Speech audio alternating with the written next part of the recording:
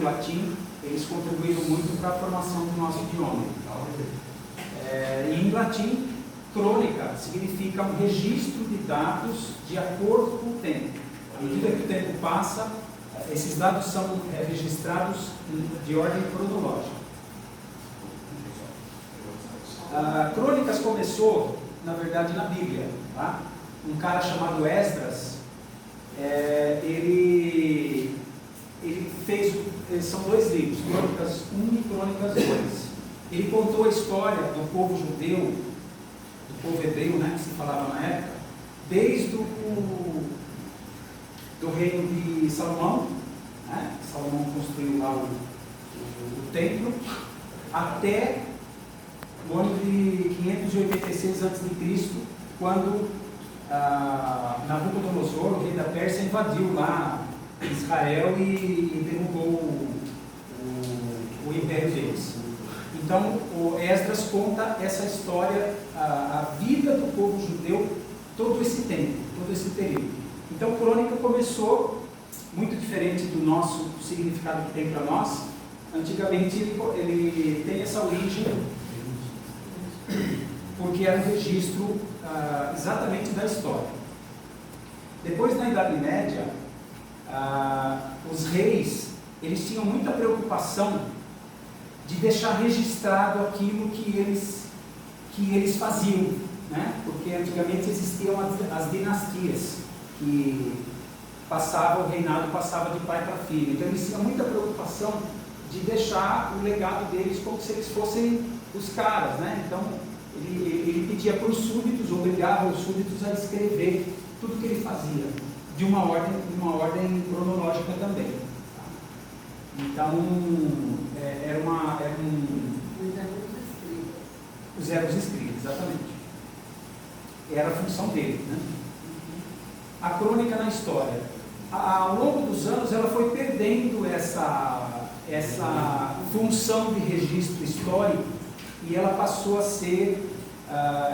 ter um caráter bastante subjetivo, né?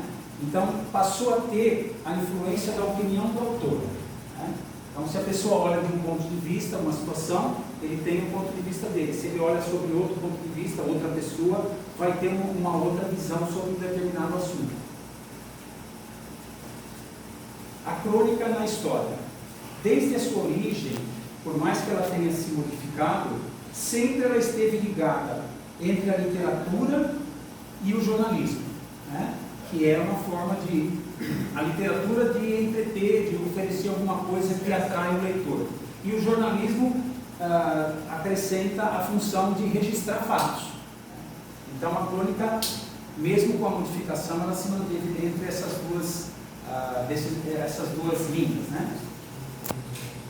A crônica no Brasil, ela começou com esse cara. Alguém sabe? Vasco da Gama. No ensino médio, vocês viram isso? Quem é esse cara? Galileu Galilei. Pedro Vaz de Caminha. Pedro Vaz de Caminha. Ele escreveu, ele veio junto com as caravelas de Pedro Álvares Cabral. Só que ele ficou com a missão de escrever, contar, relatar tudo o que estava acontecendo, né? A caminhada, porque eles vinham para cá, o objetivo era ir para as Índias, né? Então ele contou tudo e ele escreveu uma carta para o rei Dom Manuel.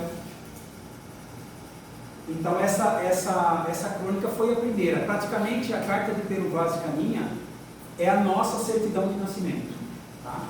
Aqui no Brasil. A origem da crônica no Brasil, ela se colocou dessa forma, né, até o século XIX, e aí ela passou a ter características do que a gente considera hoje como um gênero literário. Mas teve uma influência muito forte de um jornal que vinha da França, tá, chamado Feuilleton. Na época,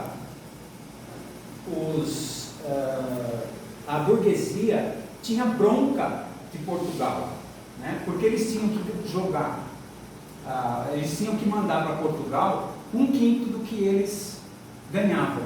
Então a burguesia começou a não gostar muito de Portugal, né?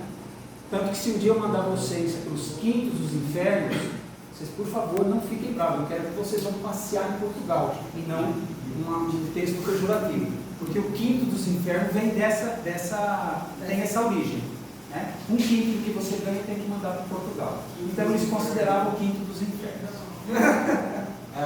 E aí eles começaram a prestar atenção mais no que acontecia na França. E na França eles começaram a colocar no jornal uma espécie de registro diário do que acontecia, né? E esse jornal começou a vir para o Brasil, e a nossa burguesia aqui na época começou a consumir, começou a prestar atenção nesse modelo de escrita, né? Que tinha uma sequência. E mais tarde, no Brasil, nós tivemos o folhetim. Está bem pequeno aqui, o objetivo não era ler isso aqui mesmo, tá? Mas é um autor aqui que se destacou na época, Graça Júnior, né? Ele foi o que predominou, a escrita dele predominou nesse folhetim. O nascimento da crônica no Brasil, realmente quando foi decretada o início da crônica no Brasil. A crônica começou com esse cara tomou atitude que deu início à crônica que nós temos hoje. Alguém sabe quem é esse cara? Não fala, professor.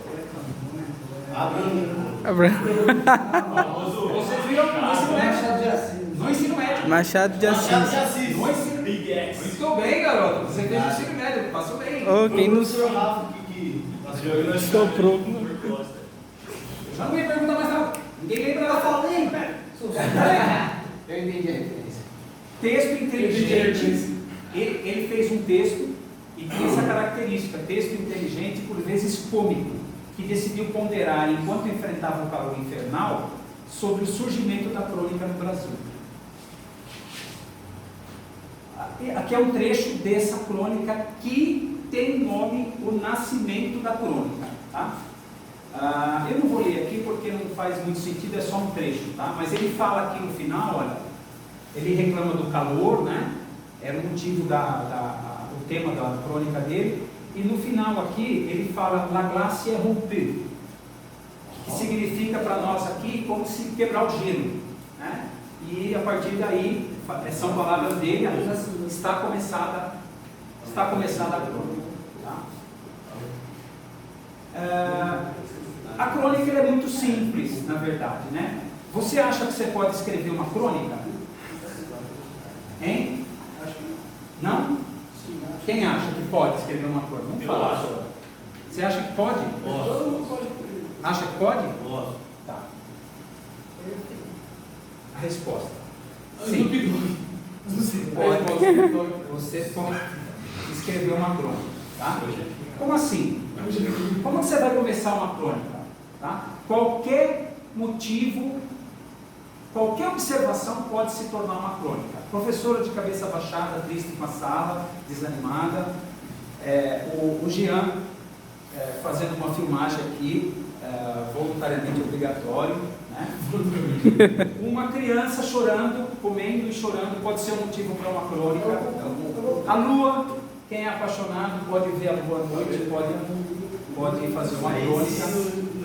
Uma pessoa que chega na sala todo dia alegre, disposta, fala bom dia para todo mundo, pode ser um motivo de uma crônica. Não tem sido o meu caso ultimamente.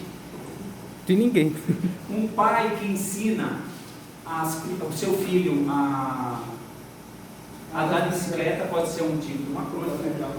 Ou, se você quiser falar do futuro das abelhas, da função dela na natureza, e que elas podem estar ameaçadas de extinção, e o quanto isso vai afetar a humanidade.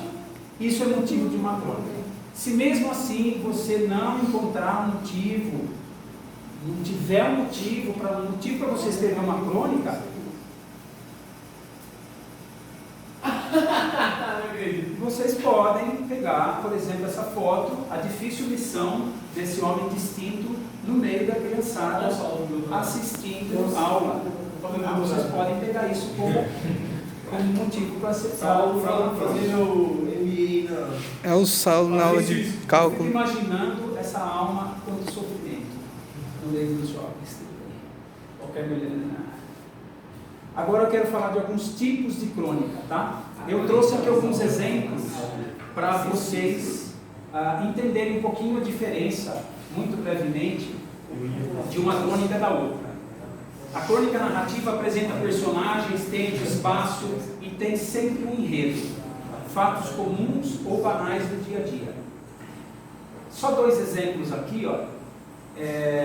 Luiz Fernando Veríssimo escreveu uma crônica falando de um fato que aconteceu na casa dele. Entrou um ladrão no quintal dele e ele chamou a polícia. E a polícia falou que não tinha viatura. E aí, ele esperou um pouquinho, o ladrão estava no quintal dele, ele ligou de novo para a polícia e ele falou assim: não precisa mais vir, porque eu já matei o ladrão. Eu tenho uma escopeta aqui, calibre 12, e eu cortei o cara no meio, estraçalhei o cara. E aí em 5 minutos apareceu um monte de viatura. Né? Então ele contou esse fato, ele narrou e ele chamou de aprenda a chamar a polícia.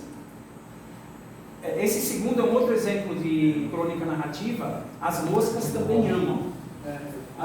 O Juliano Martins ele conta a história de uma abelha que saiu, nasceu, e a abelha tem de 15 a 20 dias de vida, e ela saiu toda alegre, e ela saiu para a missão dela, né?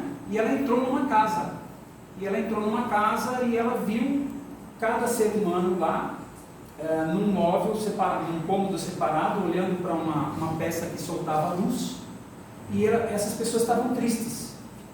E ela foi tentar, ela sentiu um amor por essas pessoas, ela foi tentar mostrar o carinho dela. Então ela encostou e uma das pessoas lá da família expulsou ela. E depois ela falou: não, eu vou insistir em querer mostrar o meu amor para essa pessoa. E ela encostou no lábio da pessoa, a pessoa bateu e matou ela. Então, Nossa. é um exemplo de crônica narrativa. Há uma crônica argumentativa. Ela pode não ter uma história, mas certamente ela terá um fato ou uma questão específica. Baseia-se na discussão ou num argumento. Tá? Tem aqui uma crônica de uma autora aqui, Mariana Cabelo Pinto. Ela fala, a crônica chama Cara de Pau do Brasileiro, aquilo que a gente ouve muito falar. Então ela não é uma história, é diferente. Ela conta sobre um assunto específico e ela dá a opinião dela, o argumento dela. A crônica dissertativa é uma opinião explícita com argumentos mais sentimentalistas do que racionais.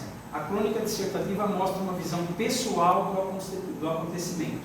Aqui o autor ele conta uma coisa e ele dá a opinião dele. Tá? Um exemplo disso é um autor que se auto-intitula O Velho Marujo. Eu não consegui encontrar o nome dele, mas ele tem um site, deve ser até uma pessoa conhecida que se identificou com o Velho Marujo. E ele na crônica, ele fala das pessoas, que as pessoas não têm sentimento e as pessoas não valorizam as coisas, e ele tenta mostrar que praticamente não vale a pena viver. Então ele dá a opinião dele e ele apela pelo sentimentalismo. E aí ele chamou isso O Último que Morrer Apague a Luz. Chamou essa crônica. Esse mesmo Velho Marujo, numa segunda crônica, que eu acredito que tenha vindo depois, ele fala de pessoas que, apesar de tudo, apesar da dificuldade da vida, há pessoas que procuram a felicidade. Então há pessoas que vai aí com 55 anos, vai estudar de novo, quem vai procurar uma namorada com 60 anos, ou quem vai procurar um namorado com